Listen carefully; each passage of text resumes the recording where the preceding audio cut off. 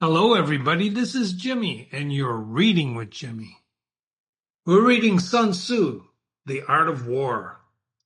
This is chapter 8, 9, and 10. It's an essay, small book, translated by Lionel Giles. Ready? Let me get this adjusted so everybody can see. Of course, you can make your screen any size you want. Chapter 8, Variation of Tactics. Sun Tzu said, in war, the general receives his commands from the sovereign, collects his army and concentrates his forces. And when in difficult country, do not encamp. In the country where the high roads intersect, join hands with your allies. Do not linger in dangerously isolated positions. In hemmed-in situations where you must resort to stratagem. Stratagem is a scheme or strategy. In a desperate position, you must fight. There are roads which must not be followed, armies which must not be attacked, and towns which must not be besieged, positions which must not be contested, and commands of the sovereign, believe it or not, which must not be obeyed.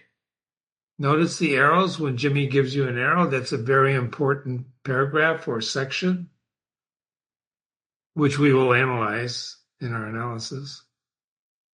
Flexible tactics. The general who thoroughly understands the advantages that accompany the variation of tactics knows how to handle his troops. The general who does not understand these may be well acquainted with the configuration of the country, and yet he will not be able to turn his knowledge to practical account. The student of war who is unversed in the art of varying his plans, even though he be acquainted with the 5 advantages, will fail to make the best use of his men. Hence, in the wise leader's plans, consideration of advantage will be blended. Jimmy hates that word, but there it is.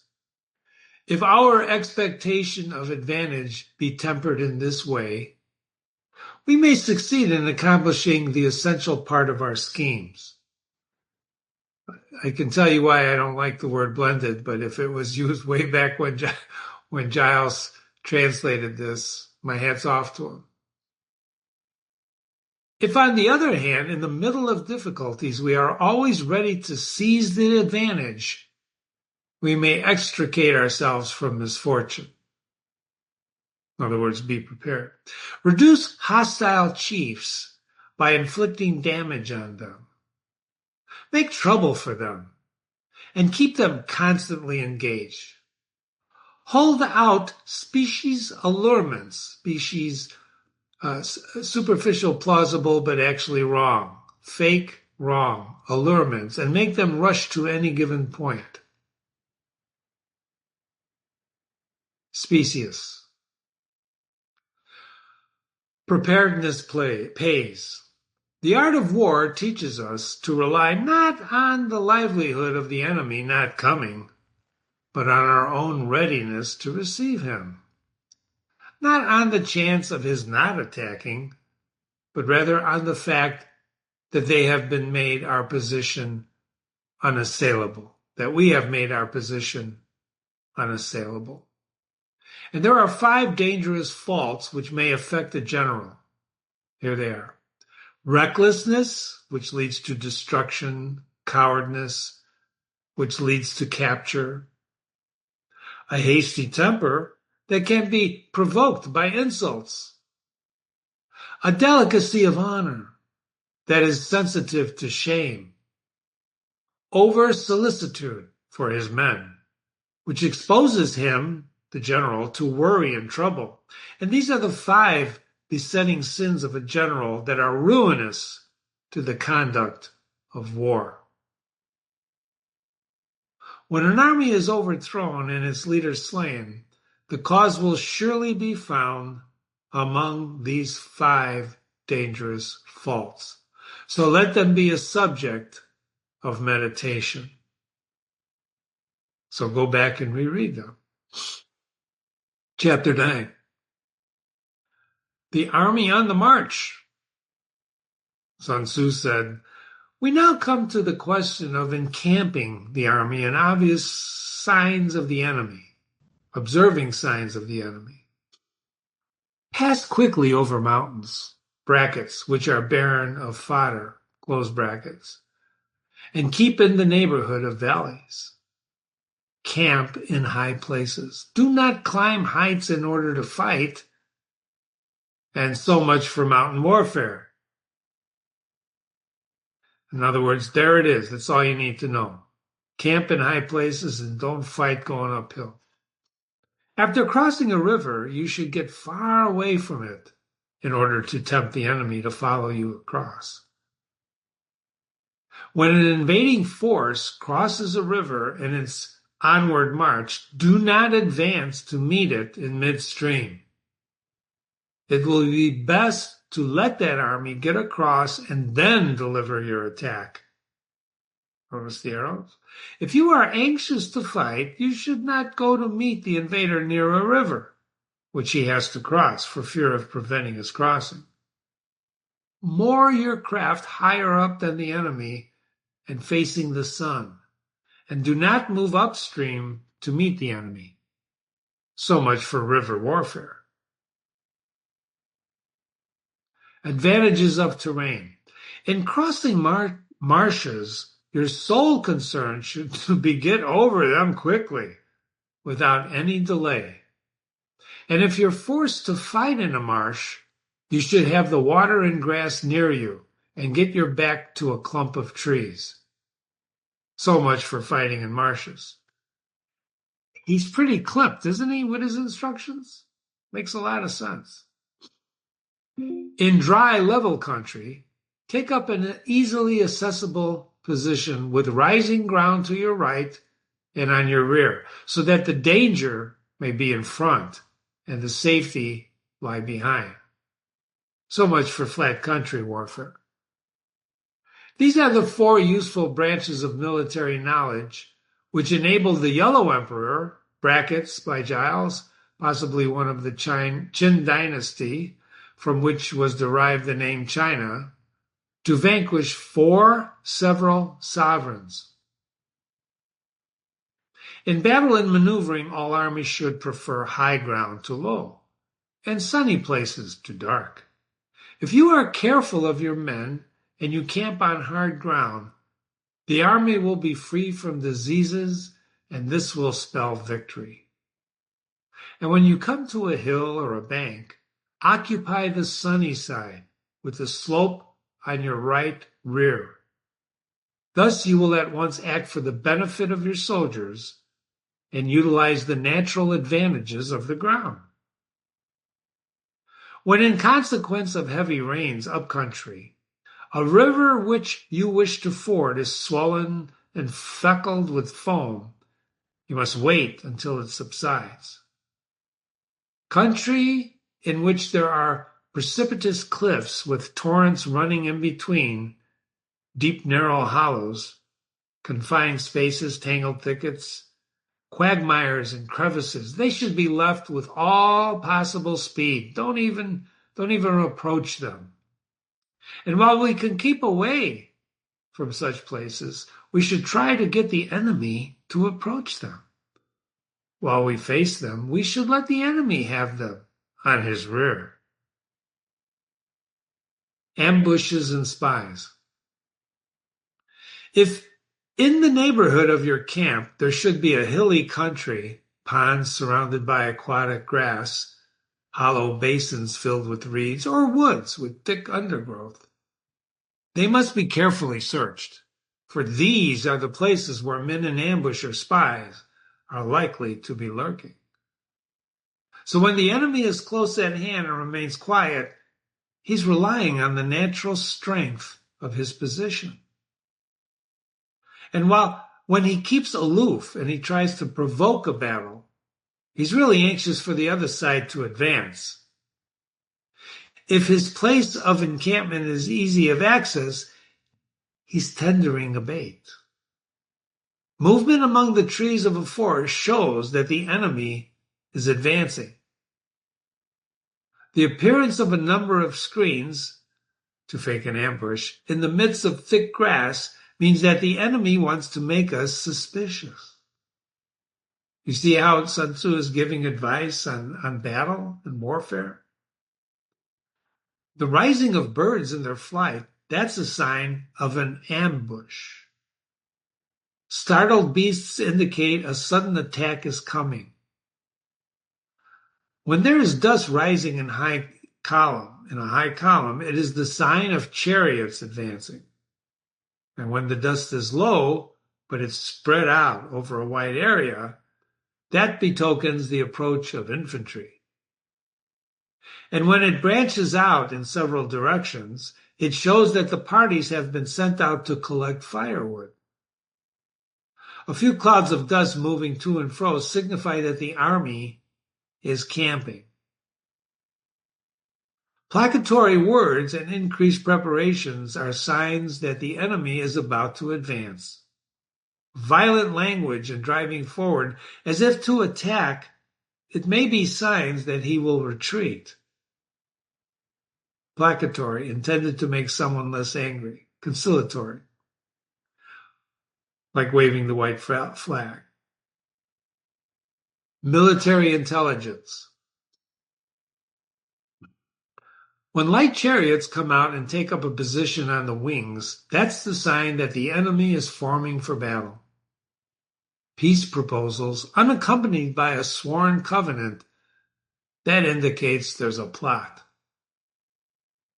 When there is much running about, it means that the critical moment has come. And when some of the enemy are seen advancing and some retreating, it is a lure. When soldiers standing leaning on their spears, they are faint from want of food. And if those who are sent to draw water begin by drinking it themselves, that's a sign that the army is suffering from thirst. You see how he's giving you information? If the enemy sees an advantage to be gained and makes no effort to secure it, the soldiers are exhausted. And if birds gather at any spot, it's probably unoccupied. Clamor by night betokens nervousness. Signs of significance.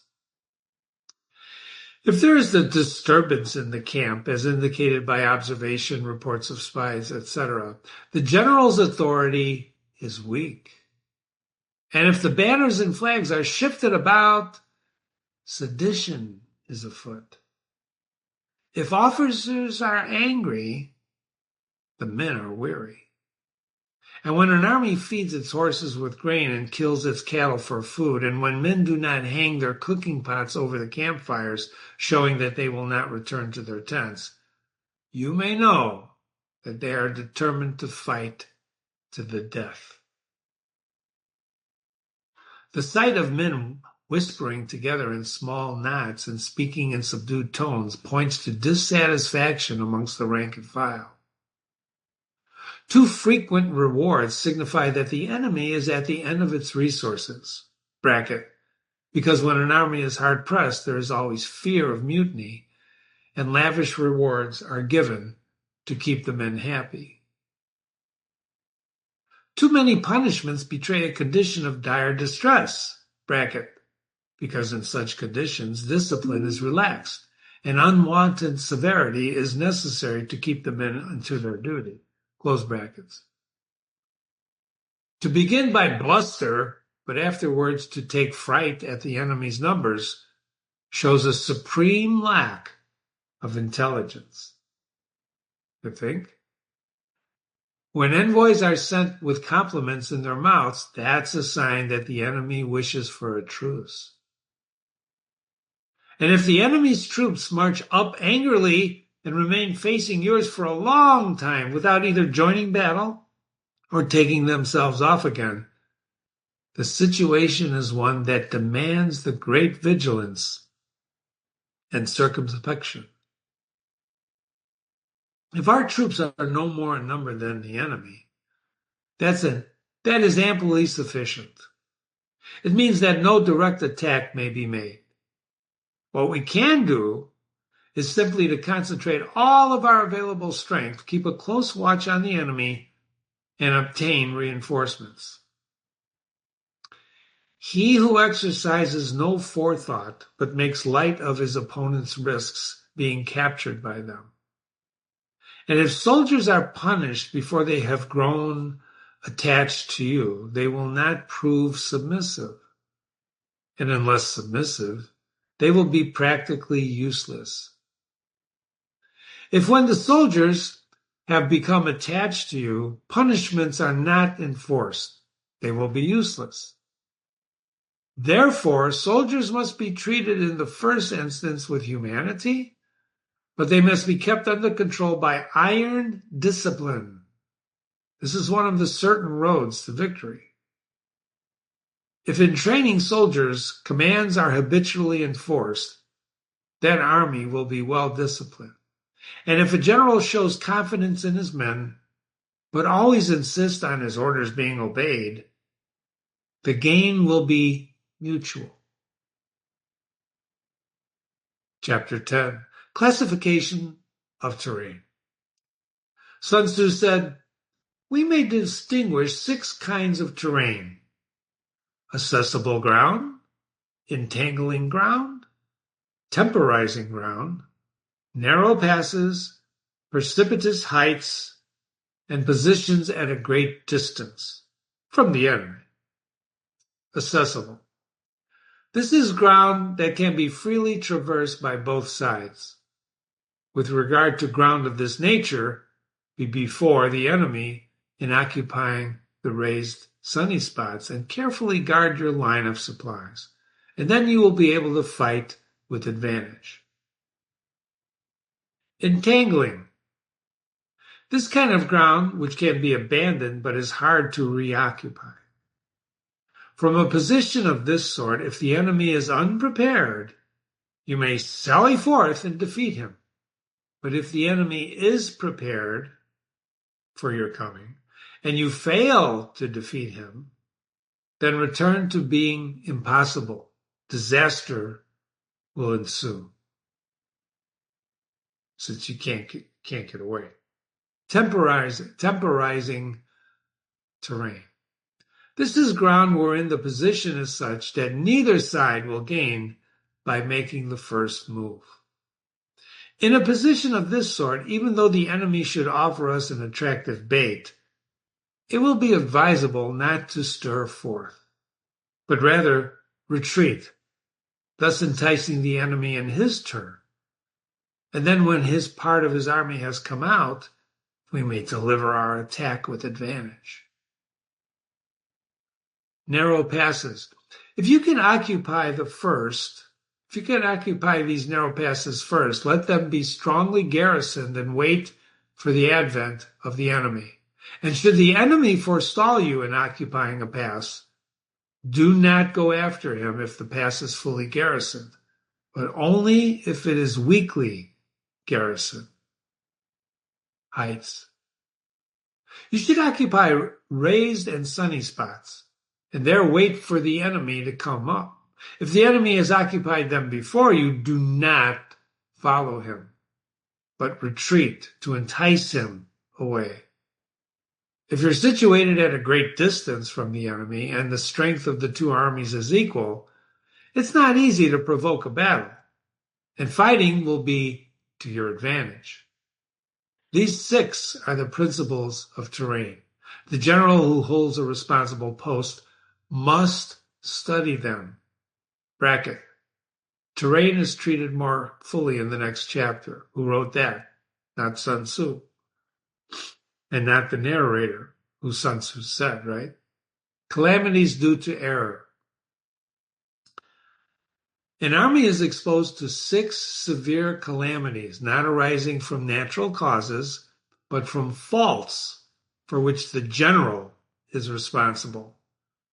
These calamities are flight, insubordination, collapse, ruin, disorganization, and rout.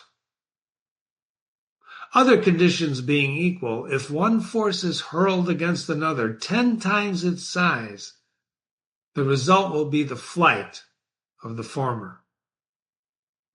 And when the common soldiers are too strong and their officers too weak, this result is insubordination. When the officers are too strong and the common soldiers too weak, this result is collapse. When the higher officers are angry and insubordinate, and on meeting the enemy, they give battle independently on their own account from a feeling of resentment before the commander-in-chief can tell whether or not he is in a position to fight, the result is ruin. You can see why. And when the general is weak and without authority, and when his orders are not clear, distinct, and when there are no fixed duties assigned to officers and men and the ranks are formed in a slovenly, haphazard manner, the result is utter disorganization. And when a general, unable to estimate the enemy's strength, allows an inferior force to engage a larger one or hurls a weak detachment against a powerful one, and neglects to place picked soldiers in the front ranks, the result must be a rout. And these are the 6 ways of courting defeat, which must be carefully noted by the general in active command and service. Tests of good generalship.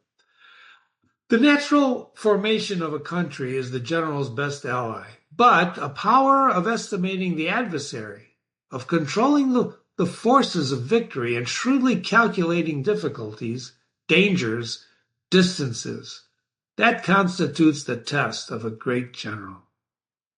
He who knows these things and in fighting puts his knowledge into practice, he will win his battles, and he who knows them not will surely be defeated.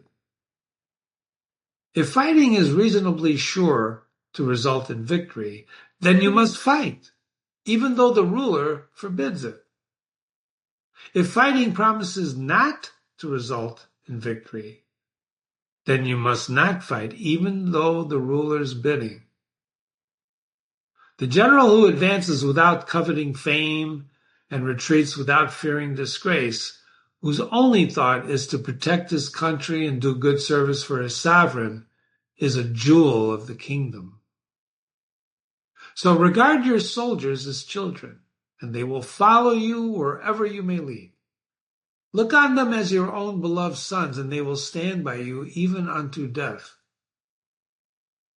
If, however, you are indulgent but unable to make your authority felt, kind-hearted but unable to enforce your commands, and incapable, moreover, of quelling disorder, why then your soldiers must be likened to spoiled children, and they are useless for any practical purpose.